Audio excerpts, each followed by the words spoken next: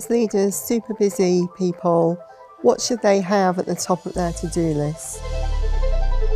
For me, the first and must do is engage.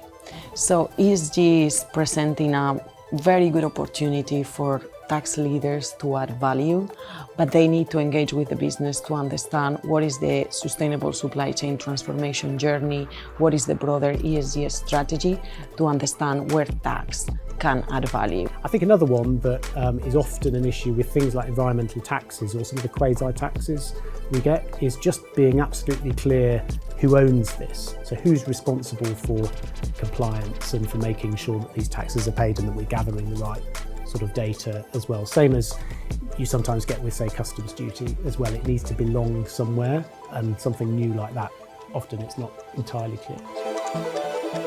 The key point is collaboration with HR and across the business.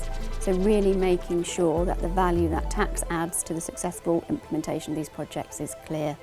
And that's for tax really knowing what the projects are, where they are in the development, what the risk registers are, what the aims are, so that tax can clearly state their purpose and clearly make sure that those compliance aspects are managed and that tax can enhance the projects. I would start with finding out what the wider organisation's doing on ESG, sort of what the broader strategy and approach of the organisation is, particularly around the social aspects of ESG, because ultimately your tax disclosures and your tax strategy are going to need to be aligned to that, so that there's a coherent message across the organisation. Alignment is that first priority, aligning with the broader strategy around ESG, aligning your stakeholders with the approach you want to take on tax. So what do we want to disclose and how?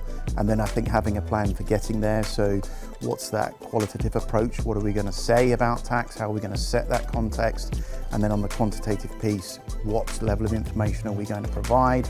Tax by type, tax by region, etc., and that plan to get the data.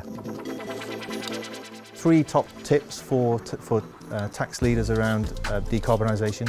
One is, we've talked about, be at the centre of the discussions in the business, to be a part of that and play a leading role. The second is be flexible around the data that's required. There's going to be different data sources, different bits of information that's required in order to be compliant and report around decarbonisation, and tax and finance should be at the centre of that. And then the third is keep on top of developments. It's going to be a fast-moving area. There'll be more tax policy to keep on top of. It's a real challenge. So keeping an eye on the horizon on where tax policy is going is really important. I think that vastness is one of the things that puts people off tackling tax governance. It's where do you start? So I think the top of the list would be to start with something, a small area that you have familiarity with or that is important to your business, and building out from there. That's absolutely right, Sam, and I see that most tax leaders are very scared of being exposed, and it's important to understand and take into account that there is a process of change, and change doesn't happen overnight. And if you start small and making sure that tax processes and tax control framework is aligned with your ESG strategy is a very important point.